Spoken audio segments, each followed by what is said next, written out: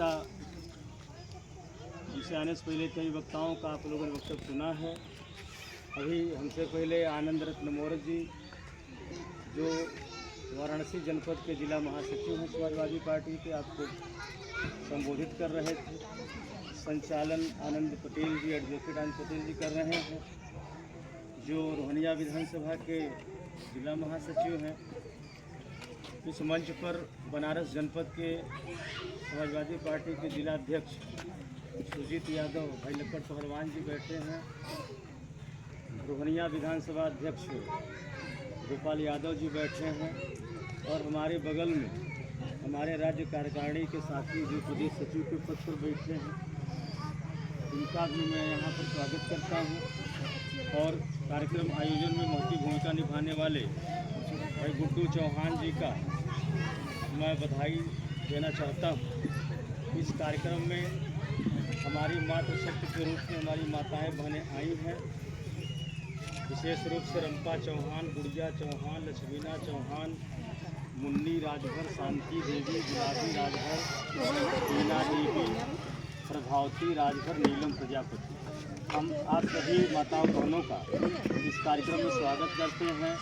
इसी क्रम में तमाम नौजवान साथी गांव सभा के इस कार्यक्रम को सुनने आए हैं, जिसमें मेदी गौड़ जी, राजेश मास्टर जी, बबलू राजभर जी, प्रमोद राजभर जी, शमशेर राजभर जी, धर्मेंद्र राजभर जी, आनंद राजभर जी, बबलू राजभर जी, अभय राजभर जी, मनीष राजभर जी, कमलेश राजभर जी, सुजीत गौड़ जी, दरोगा पटेल जी, धर्मेंद्र चौहान जी, श्री राम राजभर जी, सुदर्शन यादव, महेंद्र राजभर, भूरे उत्तल राजभर, उमा शंकर प्रजापति, गणेश प्रसाद, जियालाल राजभर जी, होरीलाल राजभर जी, मुकेश राजभर जी, लालमन राजभर जी, प्रदीप पटेल जी, विनोद चौहान जी, इंदल चौहान जी, रामा राजभर जी, अरविंद राजभर जी, सूरज राजभर जी, तेज बहादुर गौड़ जी, अशोक चौहान जी, आप सभी का मैं हार्दिक स्वागत वंदन करते हुए मंच पर उपस्थित सभी साथियों का स्वागत करते हुए मैं सीधे मुद्दे पर आता हूँ। यह आप सभी के हाथों में है।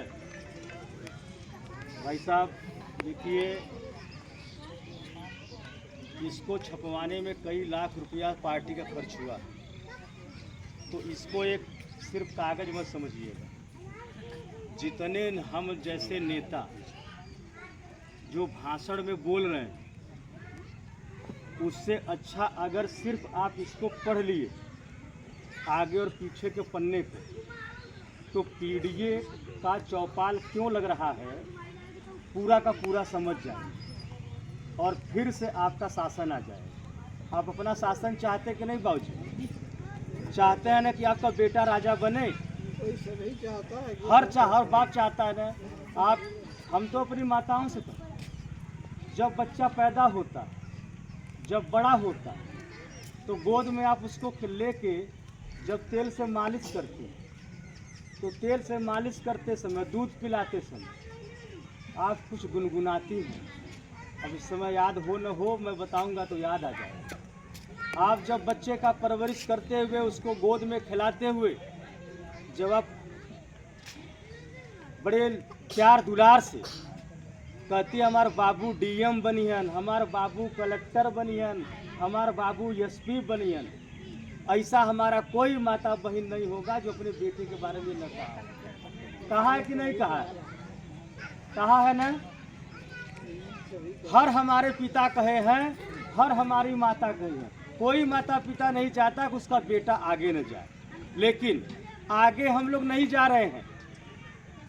हम लोग तो कई हजार साल तक गुलामी की ज़िंदगी जिए हैं, और गुलामी की ज़िंदगी जीने में ये जो कुर्सी आपको नसीब हुई है, इस कुर्सी के पाने में बहुत लंबा चौड़ा संघर्ष रहा है। पता नहीं कितने अनगिनत लोग मर गए, तमाम समाज के संत मर गए, सामाजिक न्याय की लड़ाई लड़ते लड़ते, तब जाकर के आपको यह कुर्सी नसीब हुई है। बाबूजी आपको याद होगा, किसी ज़माने में आप मोढ़ा पर भी बैठे होंगे, किसी ज़माने में आप उस समय छोटी छोटी आती थी, क्या बोलते थे, मचिया पर भी बैठे होंगे। लेकिन धन्य है बाबा साहब अम्बेडकर, इसमें पहली जो बात लिखी है, हो बाबा साहब के मान पर चर्चा, अब घर घर पहुंचे पीडीएफ पर्चा। इसका मतलब क्या है? इसकी सिर्फ 2 लाइन आपको जरूर पढ़ाना चाहूंगा।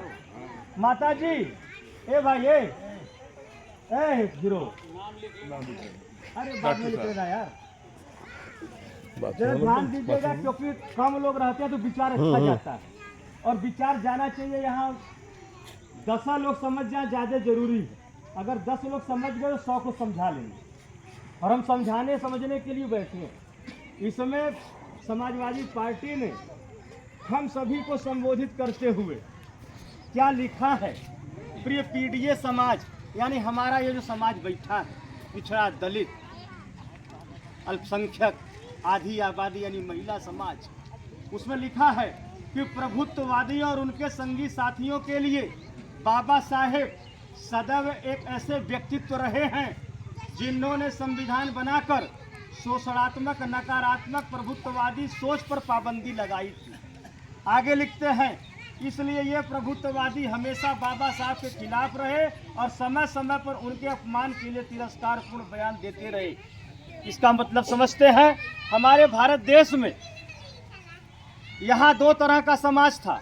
ऐसे तो कहने के लिए राजभर है, पटेल है, मौर्य है, ब्राह्मण है, लेकिन सदियों पहले, हजारों साल पहले यहाँ 2 वर्ग था, एक शोषित वर्ग और एक शासक वर्ग। शोषित वर्ग जो था वो पीडीए था, और शासक वर्ग जो इस समय शासन कर रहा है राशन देके, जो राशन देके आप पर शासन कर रहा है वही शासक था।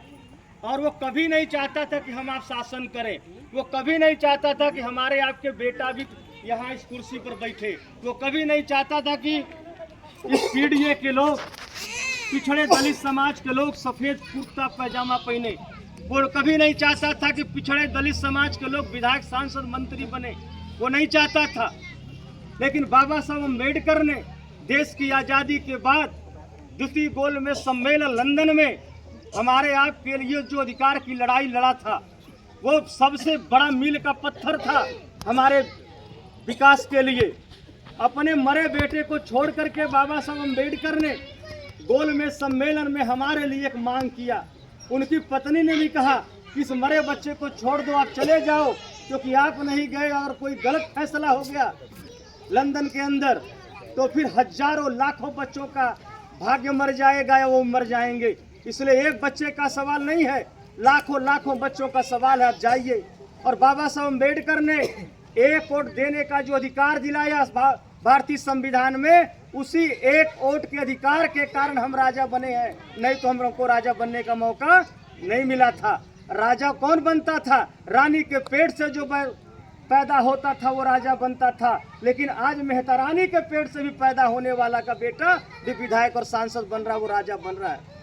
तो ये बाबा साहब अम्बेडकर ने एक वोट का अधिकार न दिया होता तो ये पीडीए का सम्मेलन नहीं हो रहा होता। क्या जरूरत हमको आपके पास तक आने की? क्योंकि हर 5 साल पर चुनाव होता है, हर 5 साल पर आप ही चुनाव दे के विधायक बनाते हैं, आप ही वोट दे करके सांसद बनाते हैं, आप ही वोट दे के प्रधान बनाते हैं, दूसरा नहीं बनाता है। आप सरकार बनाने वाले लोग हैं, लेकिन इधर कुछ दिनों में तमाम संत महापुरुषों, मानवर कांसी राम, माननीय मुलायम सिंह यादव की जब जुगलबंदी हुई, जब मानवर कांसी राम, मुलायम सिंह यादव का गठजोड़ हुआ, तो हम लोगों ने नारा नहीं लगाया था, बल्कि नारा प्रेस वालों ने एक नया नारा गढ़ दिया कि मुलायम कांसी राम हवा में उड़ गए, जय श्री राम। लेकिन वही जय श्री राम का नारा आज हमारा राजपाट छीन लिया। आज वही धर्म हमको हमारे अधिकार से वंचित कर रहा है। धर्म से ज्यादा जरूरी क्या है? धर्म से ज्यादा जरूरी हमको भोजन है, धर्म से ज्यादा जरूरी हमको अपने बच्चे की नौकरी है, धर्म से ज्यादा जरूरी हमको अपने बच्चे की पढ़ाई है, धर्म से ज्यादा हमको अपने जीवन को अच्छा बनाना है। क्या ये हो पा रहा है? नहीं हो पा रहा है। क्यों नहीं हो पा रहा है? इसलिए कि आप जो है धर्म के पीछे चल रहे हैं, और भारतीय जनता पार्टी ने एक कमजोर नस पकड़ ली है कि इनको कुछ मत करो, इन्हें कुछ देने की जरूरत नहीं है। 15 लाख नहीं दिया, बार बार हो रहा है। ऐसे 2 करोड़ रोजगार देने का भी वादा किया था, लाखों लाखों अगर सिर्फ उनका मैनिफेस्टो पढ़ लेंगे तो उसमें से एक ऐसी घोषणा नहीं है जो भारतीय जनता पार्टी ने पूरा किया है। क्यों नहीं पूरा कर रहा है? क्योंकि वो जान गया है कि ये हमारा बुधुआ समाज, हम इसको कुछ भी नहीं देंगे, लेकिन जय श्री राम का नारा लगा देंगे, भारत पाकिस्तान कह देंगे, ये कह देंगे कि बांग्लादेश में हिंदू मारे जा रहे हैं, पाकिस्तान में हिंदू मारे जा रहे हैं, तो ये सब भूला जाएगा और सीधे सीधे बीजेपी को वोट देगा। और जब वोट आप देंगे धर्म के नाम पर, तो फिर आपको कोई अधिकार मिलने वाला नहीं है। इसलिए मेरे साथियों, मैं एक बात और कहना चाहता हूँ, हर गांव में डीह बाबा है, हर गांव में शंकर जी का मंदिर बना है। आप बता दीजिए किसी डीह बाबा के मंदिर को तोड़ा गया हो, किसी शंकर भगवान के मूर्ति को तोड़ा गया हो, वहाँ कोई रखवाला नहीं है, लेकिन मूर्ति नहीं तोड़ी जाती। वो क्या कारण है? इस पूरे भारत देश में, विदेशों में बाबा साहब अम्बेडकर की बड़ी बड़ी विश्वविद्यालयों मूर्तियां लगती हैं, माला पहनाई जाती है, उनकी मूर्ति को कोई नहीं तोड़ता। लेकिन भारत के गांव गांव गली गली में सिर्फ और सिर्फ एक महापुरुष बाबा साहब अम्बेडकर का मूर्ति क्यों तोड़ा जाता है? ये सवाल है। जानते हैं ये क्यों सवाल है? क्योंकि जब बाबा साहब अम्बेडकर न होते तो ये शोषित समाज, जिसे एक पंगत में, जिस राजभर का मैं नाम लिया था, उस राजभर को एक पंगत में बैठने का अवसर नहीं मिला था, मौर्य को बैठने का अवसर नहीं मिला था, चौहान जी को बैठने का अवसर नहीं मिला था, पटेल जी को बैठने का अवसर नहीं मिला था, और जो ये यादव जी बैठे हैं, जिन्हें बड़ा गुमान था कि हम उस शोषितों में अगड़े हैं, ये भी जब मुख्यमंत्री आवास से बाहर गए तो गौमूत्र से इनका भी धुलवाया गया। जब ये मंदिर में पूजा करके निकले तो मंदिर को धुलवाया गया। तब इनको समझ में आया कि हम भी पिछड़े हैं, नहीं तो हम पिछड़े नहीं। तो इन पिछड़ों को अधिकार किसने दिलाया? बाबा साहब अम्बेडकर। इन पिछड़ों को वोट का अधिकार किसने दिलाया? बाबा साहब अम्बेडकर। आरक्षण किसने दिलाया? बाबा साहब अम्बेडकर, जिसके बदौलत आपके बेटों को नौकरी मिलता। और दूसरा विरोध परम पूज्य मुलायम सिंह यादव का होता है।